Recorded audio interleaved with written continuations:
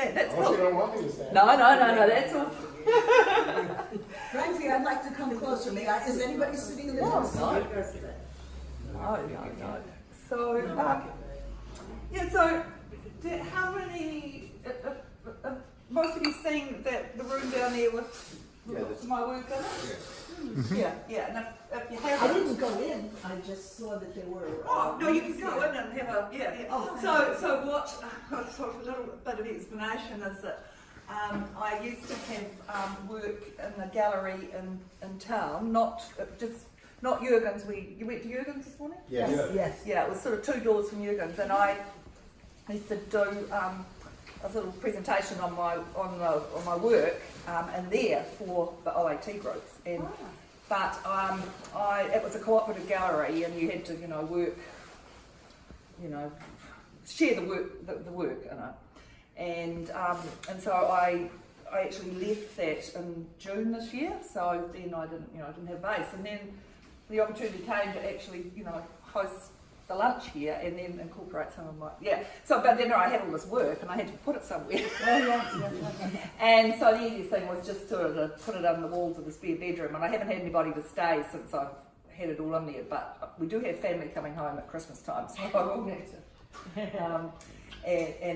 I'm just in the process in the eyesight, the information centre in town. There's 3 of us are going to be setting up quite a small display. It won't take much of my work, but so it'll be there, and then people can come here to see it. And right up the back there, I don't know if any of the ones that came up with Rob and he turned around, you might have seen a grey cover billowing out there. Yeah. And he's building their studio. And we got the flooring down yesterday. And now he's got this big tarpaulin over to try and keep the rain off. So we're out there this morning because we're putting more bricks and that around it to try and hold it down. I think we'll be fine. So that'll be great when I actually get, because this is kind of my work table at the moment, and it used to be that one, and I take over the house when I start working. You see, so he's got an incentive to build this, so then the house will be a bit. But anyway, this sort of about 19 years ago, I suppose it was, the local high school offered a course in flax weaving. So I should go back actually a step further. And this is the plant that I do work with other plant materials. So this for example is not the same plant. But most of my work is from this plant here, which is Hotikaka, Harakeke, or New Zealand flax, and its botanical name is Phormium tenax. It's part of the lily family. So you know what the plant I'm talking about when you've seen it out in the... Yeah. Yes, I'm sure Denise has shown you. And that, so on the way, when you're going back down, it's probably me at any rate that's taking you so I can point it out, but I have a lot of bushes growing just on the curve down the bottom there, and although it grows prolifically throughout the country, and what material I use I mainly grow in my garden, and there's a reason for that, because there are different cultivars from a national collection of this plant, and these cultivars have been selected for the different weaving properties, so for these two, for example, come from 2 different plants. Quite a few of my bushes end up with speckles on them, and it's a rust, and some weavers would not use anything with a blemish on it, but I actually celebrate the blemishes and like those. But anyway, one of the things on, actually, just put that, no, then that one beside it, it might give a wee bit more. But they have the plants, they have a centre rib, which is coloured, and those two, I don't know if you can see them, but one's sort of a really orangey colour, and one's more black. So these different cultivars that I've got, they'll have different colours on these bits here. And they have different growth habits. Some grow tall and straight, and others are wider, and some flop down a lot. And so actually for my work, part of when I'm doing something new is I'm thinking what are the properties I want, and which bush am I going to harvest from?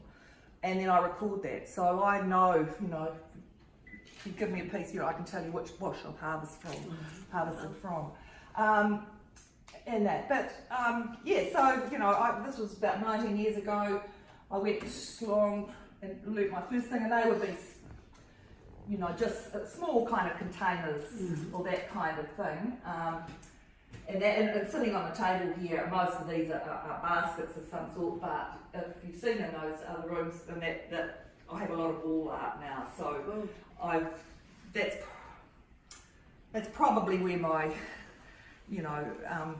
main interest in that is in that, and I get a lot of commissioned work, so people will want something, it might be a particular colour, or they have a size, or they have a style they want, and I'll work with them to do that. So while I think about it, they were long on the sideboard there, but I have cards, and because I've got a website and Facebook page, and it's got a lot of my story and the kind of work I do is on my website. So if you're interested, take a card before you go. But one of the and so at this time, so this is my midlife crisis, discovering my creativity. In my former life, I left home, grew up on the east coast of the South Island, so over the mountains on a farm, in a small rural area, and actually on this farm we had these bushes growing. We had these flax bushes growing, and we used to play hide and seek in them. But my grandfather used to harvest, before I was born, but in earlier times, used to harvest the leaves and send them off to a flax mill. And they had these flax mills all throughout New Zealand, and they mainly made rope.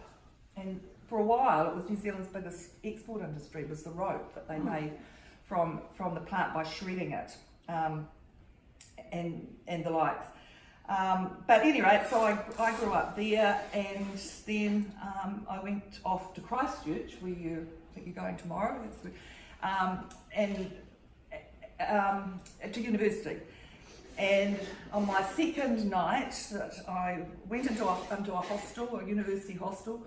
My parents dropped me off, and then not that night, but the next night, I met Rob. I met Rob. He had come from Wellington he was studying engineering, and I was studying maths and chemistry. And we met there, and the rest is history. So that was very good meeting up there.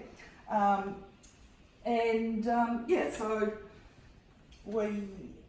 and then between having kids or before kids and during kids, and that I was a teacher, a high school teacher of maths and chemistry. So no art, no anything like that, sort of, no creative. It's right there. Right next to the little basket. I know, I remember. Now, my car had been left on. As I was getting out, the end fell off my knife, and I was busy fishing around for that, and that's probably distracted me turning the car off. I think I can do that. So I'm just going to make a shallow cut, and hopefully it's not going to cut me without its thing. Because if you Google flax, what you'll come up with is linen flax. Yeah. And this plant's no relation of linen flax, completely different sort of plant altogether. But most New Zealanders will call this plant flax. So why? So I've got this shallow cut on the underside here, and I've got a mussel shell, which is traditionally used and still the best tool for this. And go right. And pull off the sort of fleshy green bit at the bottom of the leaf. And in fact, this, and on the top is this waxy layer, and there's some of it's just coming off on its own. So it's just super.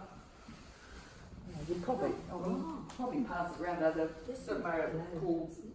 But this is, and so you just need to take. What is that layer used for, or is it? No, it's not. No. So the waxy layer is discarded. That's just discarded, yeah. But what you're left with is this fine white fibre, which the early European settlers thought looked like linen flax that they were familiar with. Oh, So they called this plant flax, and it would have been an awful lot easier if they'd come up with a different name for it, and then we wouldn't have this confusion. maybe touch it?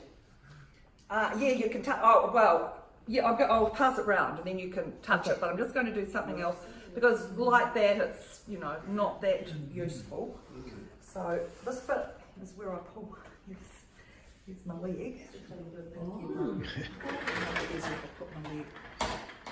Do you want to see This this? is not a game for amputees. It's usually higher up your leg, on your thigh is the easiest place to do it. So I'll just roll. Actually, I think my skin's getting old and crepey and it doesn't move as well. But I'm twisting it. It's good for. So you could make a gift thread. Come on, it might even move on the leg. You have to go put your It doesn't really work, does Yeah. it? This is one of those. There, that's better. That's so twisted. Yeah, so it's like plying. So if anyone's ever done spinning or that, so I was rolling it and plying the two things one way, and then I flipped them over and plied them back on themselves. So as I say, I'll pass this round, and that. So this is called muka, M-U-K-A, and it's sort of the prized part of the fibre. Used the beautiful cloaks, beautiful fine ceremonial cloaks, and that. This is what the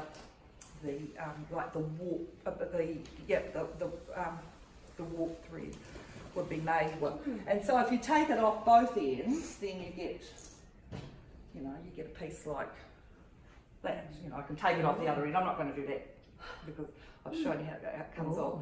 And then you get these, you put it in bundles and you do a whole lot of, you soak it and then you pound it with a stone and things to get it nice and soft. So I haven't done any of that with it. These, I'll pass this around so you can.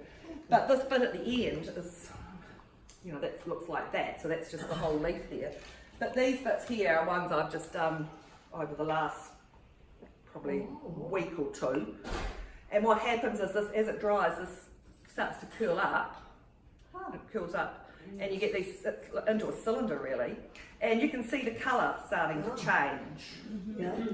So it's this green, but when it dries, it's all of these sort of just on the colours. These different colours, because they come from different cultures, different plants, and they just dry the different colours. So and these then, I don't know if this one's dry enough. It sort of is. So because it's hollow, it kind of got that clacking noise. Yeah. So if you imagine these, skirt length, sort of plaited onto a waistband in there. Like a hula hoop. And that's the pew or the skirt piece and kapahaka performance. So it's got lots of movement, but it's also got that sound with it. So we don't need to pass them all around, but I'll pass. So that top stem just dries up into... Yeah, it just dries up if you leave it and doesn't have anything. Oh, that's the one I've just done. And what do? You just cut it off? No, you'd weave it into a skirt. No, the dry part. Well, it can use it like in like the skirts would be without had the bits, but they also had designs cut in them. Oh. So that's in that. But in smaller versions, we call them tags, and you can put those into things, and this particular piece, this here is the only piece at the moment. Excuse me, teacher. Yeah. I'm just going back into town. Right. Okay. Thank you. I'll see you all later. Thank you. Enjoy the rest of your time. So he's got the official, silver I've got my jacket on now. Oh, now we really need to pay attention. See you later. So You have to make 86 trips then to get us down to the bottom. no, there's only 4. No, you get to walk. Roll down. This piece here is just made from the white fibre, except I've dyed it black and gold, but it's not using the whole leaf for this. But so That answered my question. Whether you dyed the material or not. yeah, so it takes the dye really readily. This, when it's in this form here. So But okay, so that's if you're using the muka, the fibre part, and so these different cultivars have different amounts of that fibre. So if you're wanting to use the fibre, you've got to choose a plant that's got lots in it, and also you can extract it easily. So sometimes some of the cultivars have quite a bit of fibre, but it's hard to get it out. Whereas that one was really easy to do it. But a lot of my work, it's in strips. So these sorts of things here, and I don't know if you can see, but there's various widths. I mean, these ones here are like the whole blade, so they're quite wide, and you know that's quite a fine one there, and that's super fine, but that's actually a different plant. Yeah, that's a different. That plant grows in a sedge that grows in the sand dunes, and that's its natural colour when it dries. Oh, it's got one green. Excuse me? Oh, sorry. It's sort of a cutty grass, this one, so it's It's a little creature, Carol. Creeping up on you. and that's the width of it, that one there. But that's really fine. Spider. So once I've decided how wide I want my pieces, then I go to my set of my grandma's silver forks, and I just splayed them out. You know, made out of this? No. This? No, It's silver. silver. These are silver. Yeah. They're just different widths, and so when I decided how wide I want to make my strips, I just pick up the relevant fork, and then, actually I've got ahead of myself here. Before I do that, you take out the centre rib, so you pull like that, and you take off those edge strips because they're quite thin and they're tapered, you know, so down the bottom. So you take those off, and then that's your weaving strip. So in fact, these two baskets here have been made using the whole, they're wider ones. than this. And that's what gives it its nice speckled effect? The speckled effect's from this rust. Yeah, that's what I'm saying. Yeah, yeah. So Anna, how long does it take to make one basket or from the beginning to end, you know? Well, it depends on the size and the width. The narrower the width, there's a lot more weaving in the narrow one. These ones here are reasonably fast to do because I'm going to show you what I do with the strips in a minute. And you don't do, no, that's fine. And you don't do it with those ones there. So we've got the strips here, and then I just put my fork, you know, whatever width I'm wanting on the back, and I'll get some. Actually, I might just because of the width of it, I might just. But remember those white fibres that are running up the. Well, they mean that it splits really easily. So you just make a little hole, and then you can put your fingers in. And then go like that, and then you've got. It's not sharp. No, not sharp. And my hands are really soft. There's a juicy sort of stuff in the leaf, but I think that actually contributes. So then you've got, you know, your strips the width that you want them, and that, and so that you can either just cut them off.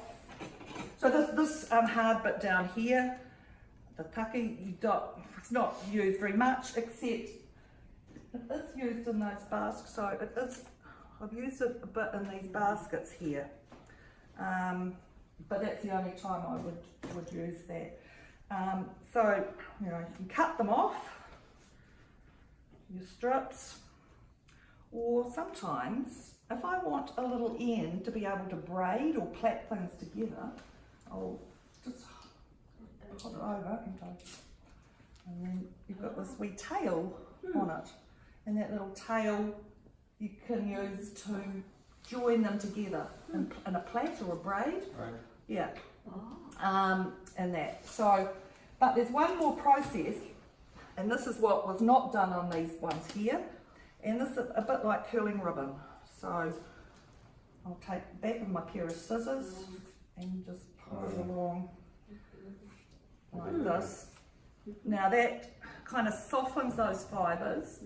It'll take out some excess moisture, and you can see it's quite a lot more flexible than with it. So everything really apart from this type of basket has this process done to every strip on it kind thing. When they dry, there's a bit of shrinkage, and the more moisture there's in it, the more shrinkage. These don't have that process done at all, so when they're woven, they're really tight. But you don't do that process and you get a lot more shrinkage, and that's part of what you're wanting. That's part of that sort of basket. And then once you've got that, then you can start weaving with it. And one of the things with this, there's some different basket making techniques, but this particular one that all of these are done with, I don't know if you can see, but the strips are on the diagonal. So they're not woven up and across. And so that's called rāranga, R-A-R-A-N-G-A, and that's traditional Māori weaving method. And so you're setting up your work on the diagonal when you're setting up, and then weaving from that point on. And yeah, so that's I've just got a piece in here that I just started earlier. So so that's had all that preparation done to it, and so I'll just do it just a little bit and I'll just show you what. So there's no frame or any of that kind of thing. It's all done freehand. So it's something like this. That's how you're holding it. If it's a bigger flat piece, I can do it on the table or on the floor as a thing. Now this, if I keep this, I've got it in a plastic bag here at the moment. If you keep it sort of covered, then it'll keep supple, for a day or 2 or 3 to be able to weave it. But if you don't do that and you leave it out in the sun, it'll dry out, and then you sort of can't do it. You can put them in bundles and boil them, or I actually steam mine. So if you looked in my first room down there was a whole lot of bundles of the dry material, and they've all been boiled, steamed, put out in the sun to dry. They're quite hard, and then you can, when you want to go and weave them, you've got to moisten them again to make them supple. And if you're dyeing, so some of my pieces are dyed, and it's a commercial dye that is specially formulated for use in this material. All right, so you can use it in raffia and other plant materials. Traditionally, tree barks and leaves with a limited range of colours. And mud was another thing that was quite, was used. So I'm a little bit torn about I'd love to be able to do it all with natural materials, because it's a fairly kind of, organic, natural kind of plant and process and everything. But to get those, I'm not going to get those sorts of colours, and some people really want coloured stuff, coloured work, and that. So so that's a little bit about that type of and you sort of keep moving round and round. So do you have a pattern book that will teach a beginner how to make various patterns of weaving? Yes. And then do you develop your own now that you're experienced? Yes. I mean, a lot of not here. There's a book of real quite intricate patterns that someone's collected all of those. I don't do terrible. I mean, yes. The answer is yes. I do develop some of my own. Sorry, that was a long way. Yeah. But I also use some traditional ones, but I'll acknowledge those if I'm using. So on that piece, I don't know. Could you smell it when I opened it up? Some people, I've got used to it, but it has quite a, so often if I'm doing fresh work and people come around, you can smell that's here. But so the leftover bits, I will. So this some different basket making. So that piece there is also made with the same. What's the rate? With the same fibre But what I've done there, that's a twined basket. A twined, Like a yeah, Dowdy building. doesn't it? yeah. So a bit of wood with some nails in it, and then just shred it. So this time it's coarser than just that white fibre I showed you before. And so some of my sort of more art pieces have got kind of fringes on them, and that would be done like that. But that piece there, it's got some ribs that are just strips of the plant, same plant. And if you imagine these, like these ribs are my fingers, and you're twining, so it's just a twisting round the ribs, and then you can just keep going round and round and round and build up to you want.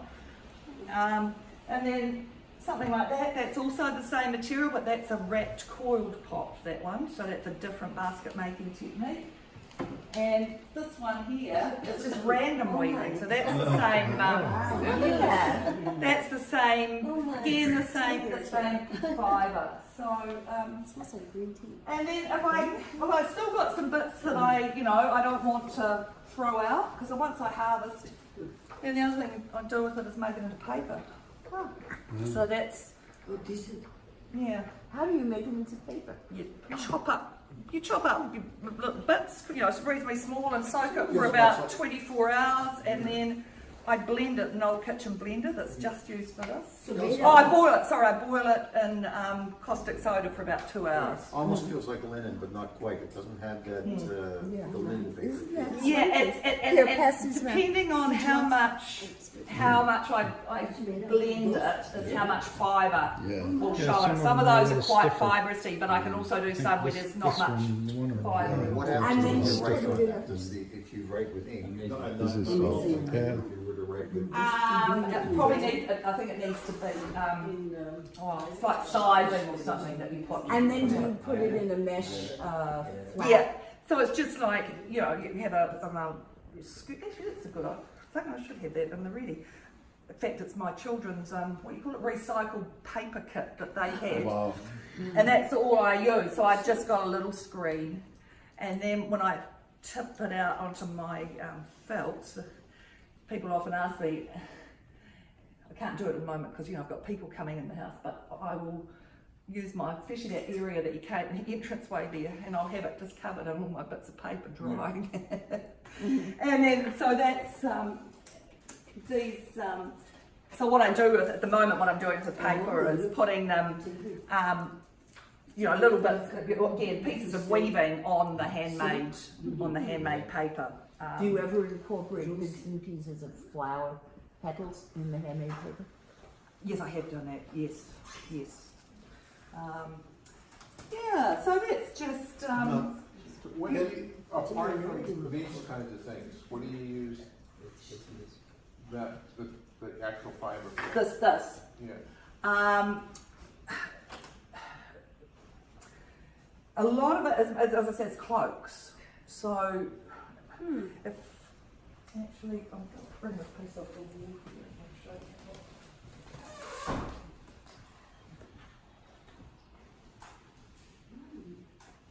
Actually, that's probably a good, if people are wanting the bathroom before you leave, you might want to stage your. But that piece there is done with this. Look at that. And so it's been twined. So there's you've got a whole lot of things like this, and then you join them together. I've joined them together. But then I've started to incorporate these, what we call tags, where it's got these things at various lengths, sort of into that as it's gone down. So That's three-dimensional. yeah.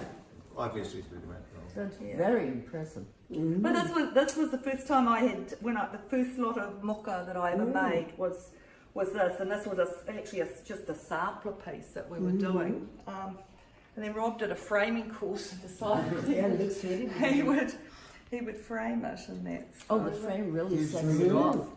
Yeah, I need this. I think I'm pronouncing this properly, but now it's sisal. Is sisal another It's type three-dimensional effect, no? weaving? The way the frame Not is sure done. what SISEL, I think, or Sisal? SISSEL. Oh, sisal. Sisal. Yes, so that's, I said I wasn't sure. If yeah. That's a So fine- it comes from is that the agave or what does that play? It comes from some other plant, doesn't it? So We don't is- have it here. No, but it's another kind of weaving. Yes. Yes, okay. Yeah. But it's Those are corn husks. They're corn husks. And I've done sometimes. I think there's a piece in the other room there that I have to sell. It's this kind of technique, and I've got these. I've incorporated these in it as it goes around and that. But, Can you give us a tour of all your other? Yeah. I didn't want. You didn't want to I didn't go into any of your The rooms. problem was today that normally, when everybody, I told because I wasn't had to keep it going. I sort of had to leave you here without kind of. I said it's alright if we have big. Okay. Well, there's one here. Can you do There's it? some pieces in here.